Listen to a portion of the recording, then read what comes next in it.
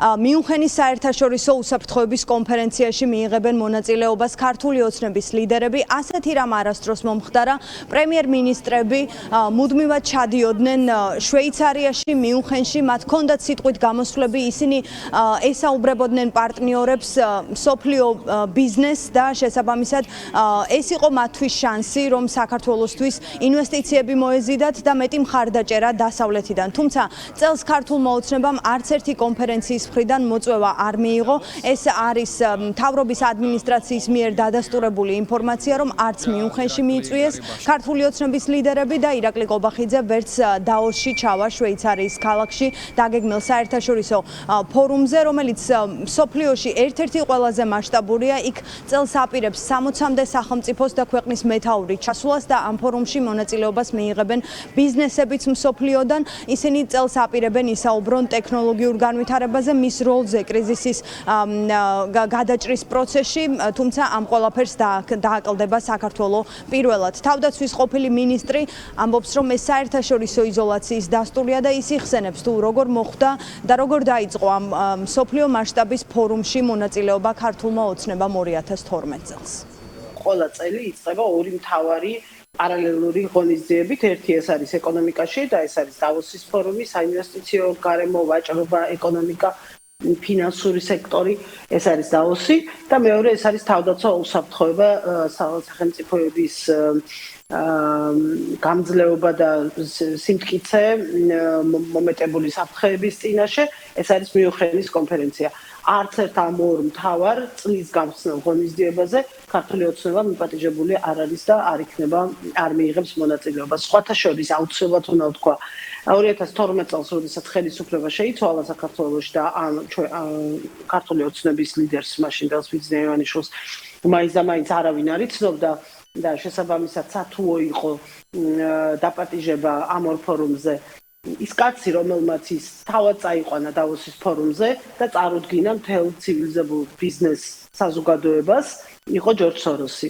აი ჯორჯ სოროსი დღეს რო ძალიან ბევრს ლაპარაკობენ, მან წარადგინა დავოსის ფორუმზე ბიძინეევანიშვილმა, მან გამოუგზავნა მოწვევა და მისი ინიციატივით და მისი მხარდაჭერით მოხდა მისი და იმდროინდელი მთავრობის წარდგენა დავოსის ფორუმზე. დღეს საქართველოს ხელისუფლებას საერთაშორისო ასპარეზზე მეგობრები აღარ ყავს. არც ერთ ბანაკში მეგობრები, რომლებიც შეძლებენ ასეთი ხიდი გახდნენ მასა და საერთაშორისო თანამეგობრობას შორის, იმიტომ რომ ყველა გადაიქიდეს, ყველა გადაინტერეს. პირველი კონფერენცია იქნება მიუნხენში, პირველი კონფერენცია, სადაც საქართველოს საგარეო და თავდაცვის მინისტრები არ იქნებიან მიწვეული. არ ვიცი, ეგეთი დღე და წელი მე არ მახსოვს, როდესაც რამე მსგავსი მომხდარ იყოს. პოლიტიკურ პარტიებში ამბობენ, რომ ამით არამხოლოდ ზიანი ადგება ქართულ ოცნებას იმიჯის თვალსაზრისით, არამედ ზიანი ადგება მთელს ქვეყანას, რადგან საქართველოს წელს კარგავს შანსს ეკონომიკური მიმართულებით განვითარების, რადგან ინვესტიციების მოზიდვის შანსს კარგავენ ქართული ოცნების ლიდერები დაოსში და შესაბამისად ასევე კარგავს შანსს, რომ უსაფრთხოების თვალსაზრისით მეტი მხარდაჭერა ჰქონდეს ქვეყანას დასავლეთის მხრიდან, რადგან ასევე უსაფრთხოებასთან დაკავშირებულ მსოფლიო კონფერენციაში მონაწილეობას ქართული ოცნება ვერ მიიღებს. ოპოზიცია დარწმუნებულია, რომ ეს საერთაშორისო იზოლაციის გამო ხდება, რომ დასავლელი პარტნიორები უკვე ხელს აღარ ართმევენ ქართული ოცნების ლიდერებს, აღარ ესაუბრებიან და არ იწვევენ ასეთ მასშტაბურ პროექტებში და გარდა ამისა ისინი ამბობენ, რომ ეს არის ქართული ოცნების პასუხისმგებლობა, სწორედ მისი პოლიტიკიდან გამომდინარეობს ის, რომ დასავლეთი ახლა უარს ამბობს ქართულ ოცნებაზე და საქართველოსთან თანამშრომლობაზე.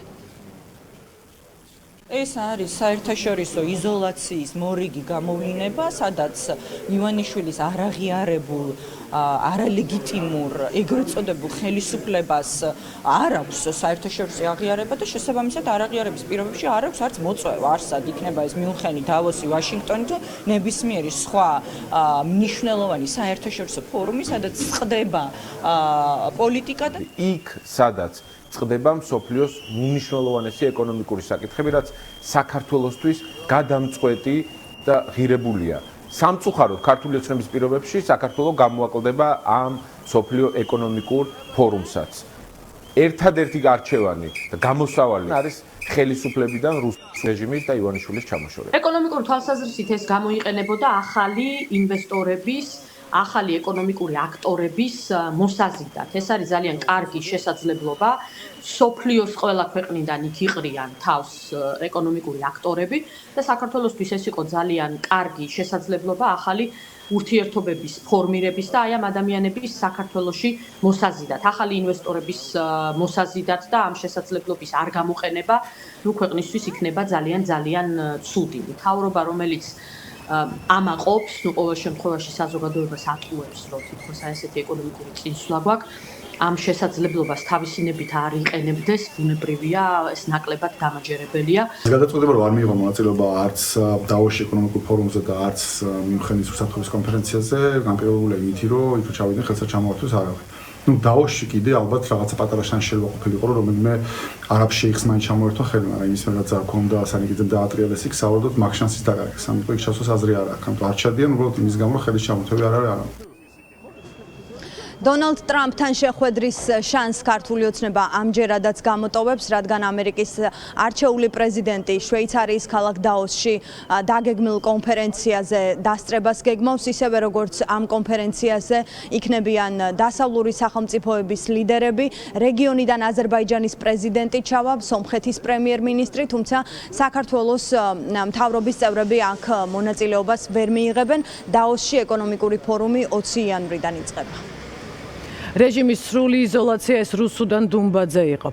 ოლიგარქის